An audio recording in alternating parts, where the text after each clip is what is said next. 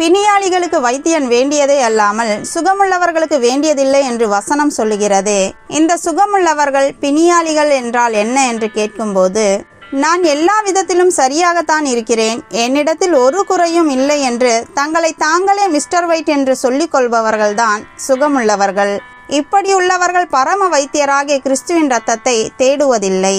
பிணியாளிகள் என்பது தங்களுடைய சீர்கேடான வழிகளுக்காக மனம் வருந்தி தேவனுக்கு முன்பாக தங்களை ஒரு மோசமான பாவி என்று உணர்ந்து இந்த அவல நிலையிலிருந்து விடுவிக்க பரம வைத்தியர் வேண்டும் என உணர்பவர்கள்தான் பிணியாளிகள்.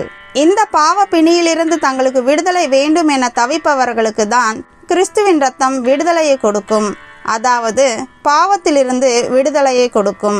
அது எல்லாம் சரிதான். ஆனால் என்னிடத்தில் உள்ள பாவங்கள் மிக மோசமானது, என்னை போல ஒரு பாவி இருக்கவே முடியாது என்று நினைக்கிறீர்கள் என்றால் ஆண்டவருடைய கிருபை அதைவிட பெரியது.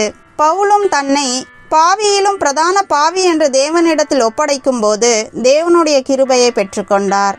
அதுபோல நாமும் பரம வைத்தியராகிய தேவனிடத்தில் நம்மை ஒப்படைக்கும் போது தேவனுடைய கிருபையை பெற்றுக்கொள்வோம்.